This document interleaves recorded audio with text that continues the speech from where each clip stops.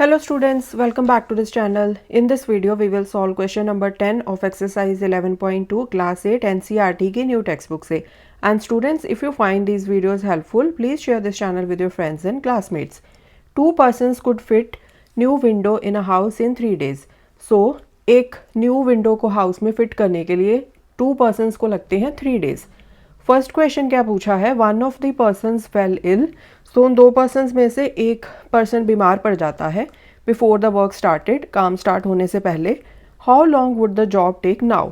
सो अब एक ही पर्सन रह गया है, तो एक पर्सन को वो सेम जॉब कंप्लीट करने के लिए कितना टाइम लगेगा. सो स्टूडेंट्स देखो, बिल्कुल सिंपल सी बात है. अगर तो ज़्यादा नंबर ऑफ पर्सनस रहेंगे तो वो सेम काम को कम टाइम में ख़त्म कर देंगे. अगर कम नंबर ऑफ पर्सनस रहेंगे तो सेम जॉब को फिनिश करने के लिए उसको लगेगा ज़्यादा टाइम. सो एक क्वांटिटी इंक्रीज हो रही है, दूसरी क्वांटिटी डिक्रीज हो रही है, एंड इसी को बोला जाता है इन्वर्स प्रपोर्शन.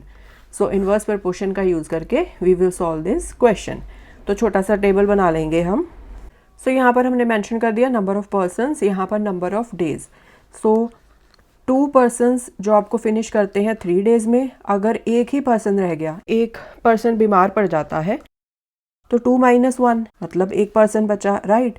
तो अगर एक पर्सन है तो वो सेम जॉब को कितने दिनों में फिनिश करेगा, वो आपने फाइंड आउट करना है. सो इसको x ले लो, इसको y ले लो.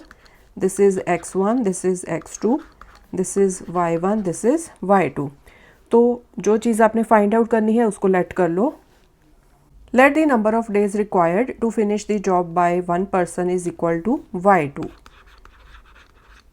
सो नेक्स्ट स्टेटमेंट आप कुछ इस तरह से लिख सकते हो, here inverse proportion exist between the given quantities. So मतलब स्टेटमेंट में आपने ये बताना है कि जो आपको गिवन क्वांटिटीज़ दी हुई हैं, जो गिवन इन्फॉर्मेशन दी है, उसमें कौन सा रिलेशन क्या एग्जिस्ट करता है, इनवर्स प्रपोर्शन. ओके, सो सेंटेंस आप किसी भी वे से लिख सकते हो. ऐसे भी लिख सकते हो, here number of persons and number of days are in inverse proportion. So therefore x1 y1 is equal to x2 y2. So 2 × 3 is equal to 1 × y2. ठीक है, x2 आपको 1 दिया हुआ है. So y2 is equal to 3 × 2 = 6. So the number of days required to finish the job by one person is equal to 6 days. Okay, so ये हो गया आपका फर्स्ट पार्ट. सेकेंड पार्ट में आपको पूछा है how many persons would be needed to fit the window in 1 day. So अगर यहाँ पर आपको नंबर ऑफ डेज 1 दिए हैं तो कितने नंबर ऑफ पर्सनस चाहिए रहेंगे, ये आपने फाइंड आउट करना है. ठीक है, सो इसको x3 एज्यूम कर लो, ये हो गया y3.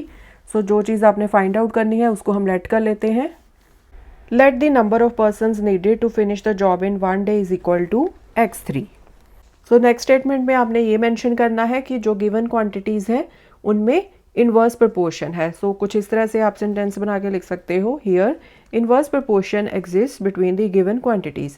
या फिर आप इस तरह से भी लिख सकते हो, here number of persons and number of days are in inverse proportion. So किसी भी वे से आप सेंटेंस बना के लिख सकते हो. So therefore x1 y1 is equal to x3 y3. So 2 × 3 is equal to x3 आपने निकालना है, y3 आपको क्या दिया हुआ है, into 1. So x3 is equal to 2 × 3 = 6 persons. So end में आप स्टेटमेंट बना के लिख सकते हो, the number of persons needed to finish the job in 1 day is equal to 6. So students, this was question number 10. I hope ये question आपको अच्छे से समझ में आया होगा. Next question we will solve in the coming video. Thanks for watching, take care.